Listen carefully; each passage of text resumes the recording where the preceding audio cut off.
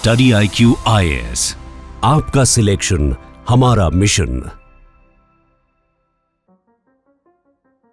दोस्तों, इंडिया में आज world class road infrastructure develop हो रहा है, जिनमें बड़ी संख्या में स्टेट हाईवेज, नेशनल हाईवेज और एक्सप्रेसवेज मौजूद हैं। वैसे तो आज से कई सेंचुरीज पहले इंडिया में ग्रांड ट्रंक यानी GT रोड जैसी बड़ी सड़क मौजूद थी, जिसे एंशिएंट इंडियन टाइम्स में उत्तरापथ भी कहा जाता था, जो गंगा के किनारे बसे अनेक प्राचीन शहरों को पंजाब से जोड़ते हुए खैबर दर्रा पार करते हुए अफगानिस्तान तक जाती थी। मौर्य काल में इसी उत्तरापथ के जरिए बुद्धिज्म धर्म गंधार तक पहुंचा था। दोस्तों, एंशिएंट GT रोड ही आज इंडिपेंडेंट इंडिया का सबसे लंबा नेशनल हाईवे NH-44 है, जो जम्मू कश्मीर के श्रीनगर से होते हुए तमिलनाडु के कन्याकुमारी तक जाता है। इंडिया के इस सबसे लॉन्ग हाईवे में हिस्टोरिकल GT रोड को भी शामिल किया गया है। दोस्तों, आज के वीडियो डिस्कशन में हम इसी नेशनल हाईवे 44 की बात करने वाले हैं, जहां हम NH-44 की लेंथ और इसके फीचर्स के बारे में डिटेल में जानेंगे। साथ ही ये भी समझने का प्रयास करेंगे कि इस हाईवे के डेवलप होने से किन किन स्टेट्स और सिटीज को फायदा हुआ है। लेकिन आगे बढ़ने से पहले मैं आपको बता दूं कि इस वीडियो की इंपॉर्टेंस UPSC मेंस के GS3 के लिहाज से काफी ज्यादा है। दोस्तों, किसी भी कंट्री के डेवलपमेंट में रोड का इंपॉर्टेंट रोल होता है। ग्लोबली किसी कंट्री के डेवलपमेंट को मेजर करने का एक पैरामीटर उस कंट्री में रोड्स का प्रोग्रेस भी होता है। यही वजह है कि इंडिया में कई सिटीज को आपस में कनेक्ट करने के लिए हाईवेज और एक्सप्रेसवेज का नेटवर्क डेवलप किया जा रहा है। रिमोट एरियाज में रोड कनेक्टिविटी को बेहतर करने और बढ़ाने के डायरेक्शन में साल दर साल देश की हर एक सरकार ने अनप्रेसिडेंटेड वर्क किया है। यही वजह है कि जहां ईयर 1950 एंड 51 में नेशनल हाईवेज की लंबाई मात्र 19,811 किलोमीटर थी, वो आज बढ़कर 1,40,995 किलोमीटर हो गई है। वहीं साल 2025 तक इंडिया में 2 लाख किलोमीटर नेशनल हाईवे के नेटवर्क डेवलप हो जाने की उम्मीद जताई जा रही है। National highway authority of India यानी NHAI आज वर्ल्ड क्लास लेवल के नेशनल हाईवेज का कंस्ट्रक्शन कर रहा है। वहीं हाईवेज पर एक्सीडेंट रिड्यूस करने के लिए कुछ हिस्सों में जीरो फैटेलिटी कॉरिडोर को भी अडॉप्ट किया जा रहा है। मौजूदा वक्त में इंडिया में 200 से ज्यादा नेशनल हाईवेज हैं। साथ ही देश में बड़ी संख्या में एक्सप्रेसवेज भी डेवलप किए जा रहे हैं। इन सभी रोड्स का अपना अलग इंपॉर्टेंट रोल है। इंडिया में सबसे लंबा एक्सप्रेसवे दिल्ली और मुंबई के बीच बन रहा है, जिसकी फुल लेंथ 1350 किलोमीटर है। इसे वर्ल्ड का लॉन्गेस्ट एक्सप्रेसवे भी माना जा रहा है। वहीं अगर नेशनल हाईवेज की बात करें तो नेशनल हाईवे नंबर 44 इंडिया का लॉन्गेस्ट नेशनल हाईवे है, जो कि दिल्ली मुंबई एक्सप्रेसवे से ऑलमोस्ट 3 गुना ज्यादा लंबा है।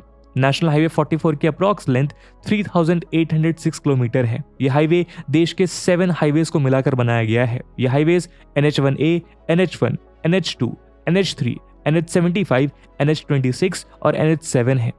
यानी देश के सबसे लंबे और पुराने ग्रांड ट्रंक यानी GT रोड के हिस्से को भी NH-44 में शामिल किया गया है। दरअसल अटल बिहारी वाजपेयी सरकार के सामने देश के चारों मेट्रोपॉलिटन सिटीज यानी कि दिल्ली, मुंबई, कोलकाता और चेन्नई को आपस में जोड़ने के उद्देश्य से ईयर 1999 में गोल्डन क्वाड्रिलेटरल प्रोजेक्ट का ड्राफ्ट तैयार किया गया था। इसके बाद ईयर 2001 में इस प्रोजेक्ट पर काम शुरू किया गया। इस प्रोजेक्ट के तहत 5,846 किलोमीटर हाईवेज का कंस्ट्रक्शन किया गया था। साथ इस प्रोजेक्ट के तहत पुराने 2 लेन और 4 लेन हाईवेज को 4, 6 और 8 लेन में भी अपग्रेड किया गया। इन सब के अलावा इस प्रोजेक्ट के अंतर्गत ईस्ट वेस्ट कॉरिडोर और नॉर्थ साउथ कॉरिडोर का कंस्ट्रक्शन भी शुरू किया गया था। नॉर्थ साउथ कॉरिडोर के तहत जम्मू कश्मीर नेशनल हाईवे, जो पहले NH-1A के नाम से जाना जाता था, उसे NH-1 से जोड़ा गया था। पंजाब हरियाणा से होते हुए देश की राजधानी दिल्ली तक जाता था। इसके आगे डेवलप किया गया NH-2, जो दिल्ली से शुरू होकर आगरा में खत्म होता था।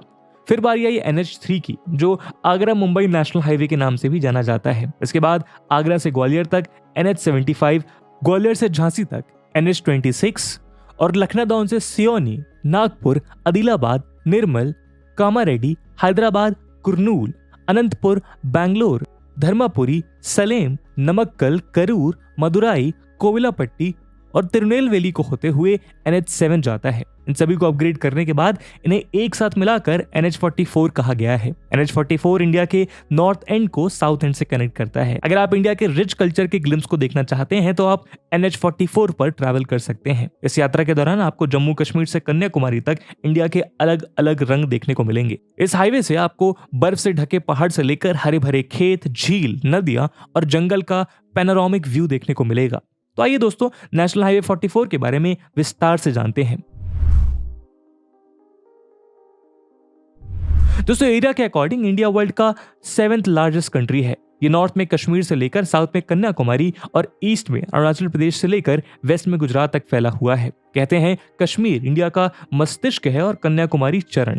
कश्मीर से कन्याकुमारी तक इंडिया एक है और इन राज्यों के बीच सभी स्टेट्स और सिटीज को आपस में जोड़ने का काम करता है नेशनल हाईवे 44, जो कि इंडिया का सबसे लंबा नेशनल हाईवे है। ये देश की एक यूनियन टेरिटरी और 10 स्टेट से होकर गुजरता है। इनमें जम्मू एंड कश्मीर, हिमाचल प्रदेश, पंजाब, हरियाणा, उत्तर प्रदेश, मध्य प्रदेश, महाराष्ट्र, तेलंगाना, आंध्र प्रदेश, कर्नाटका और तमिलनाडु शामिल है। ये जम्मू कश्मीर से शुरू होकर तमिलनाडु के कन्याकुमारी को कनेक्ट करता है। इस हाईवे की शुरुआत जम्मू कश्मीर की कैपिटल श्रीनगर से होती है। वहां से ये हाईवे अनंतनाग से होते हुए पंजाब में पठानकोट, लुधियाना और जलंधर को कनेक्ट करता है। इसके बाद ये हाईवे हरियाणा से होता हुआ उत्तर प्रदेश में आगरा और मथुरा तक जाता है। इसके आगे ये हाईवे मध्य प्रदेश से होते हुए महाराष्ट्र के नागपुर तक पहुंचता है। उसके बाद साउथ में ये तेलंगाना के आदिलाबाद और आंध्र प्रदेश के कुर्नूल से गुजरता है। फिर कर्नाटका के कैपिटल बेंगलुरु से होते हुए तमिलनाडु में एंटर करता है, जहां मदुराई के बाद इस हाईवे का लास्ट डेस्टिनेशन पॉइंट कन्याकुमारी है। अगर हम इस हाईवे के सबसे बड़े सेक्शन की बात करें तो ये तमिलनाडु में मौजूद है।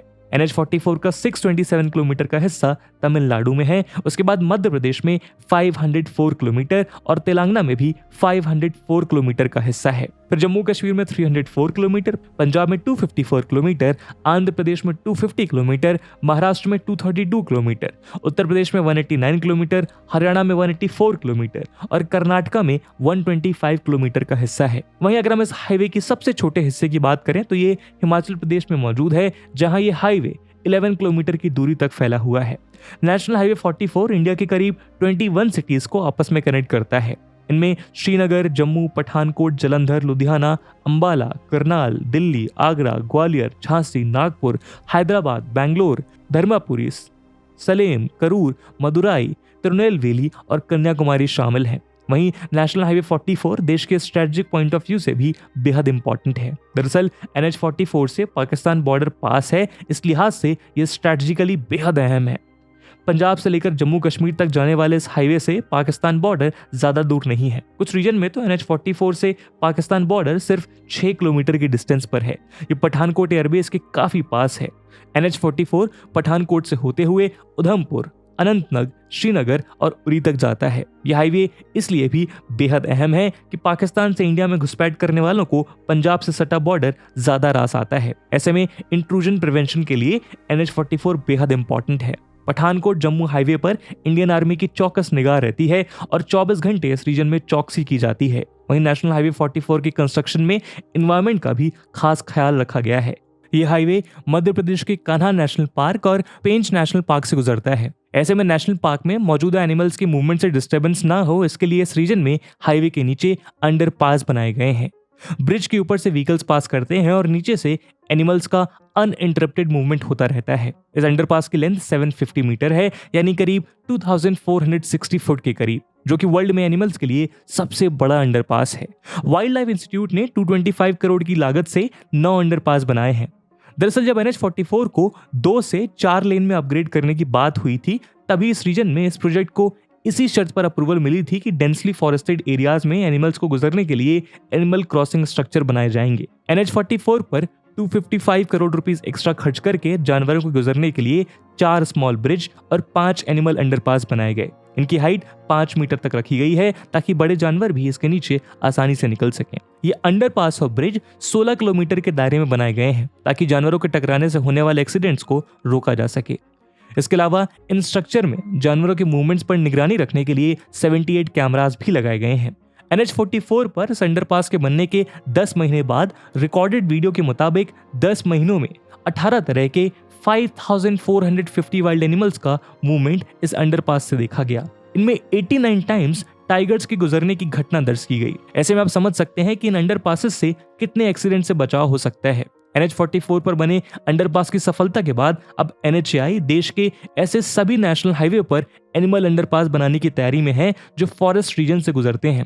आपको बता दें कि नेशनल हाईवे 44 समेत देश के सभी हाईवेज के डेवलपमेंट, मेंटेनेंस और मैनेजमेंट की responsibilities national highway authority of India यानी NHAI की जिम्मे है। ये ministry of road transport and highways of India के अंडर गवर्नमेंट की अंडरटेकिंग है। NHAI को 1988 में एस्टैब्लिश किया गया था। दोस्तों नेशनल हाईवे 44 कई मायनों में इंडिया के लिए बेहद अहम है। इसने साउथ की सिटीज को नॉर्थ की सिटीज से कनेक्ट करने में बेहद इंपॉर्टेंट रोल प्ले किया है। इस वजह से ट्रांसपोर्टेशन बेहतर हो सका है। इस हाईवे के थ्रू पब्लिक ट्रांसपोर्टेशन के अलावा गुड्स एंड रॉ मटेरियल्स को कैरी करने में काफी सहूलियत हुई है। वहीं स्ट्रैटेजिकली भी NH-44 काफी इंपॉर्टेंट है।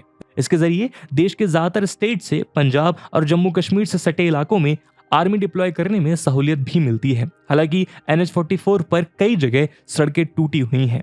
साथ ही इससे जुड़े सर्विस लेन की भी हालत काफी खस्ता है। कई इलाकों में जाम की भी प्रॉब्लम रहती है। ऐसे में इस दिशा में काम किया जा रहा है।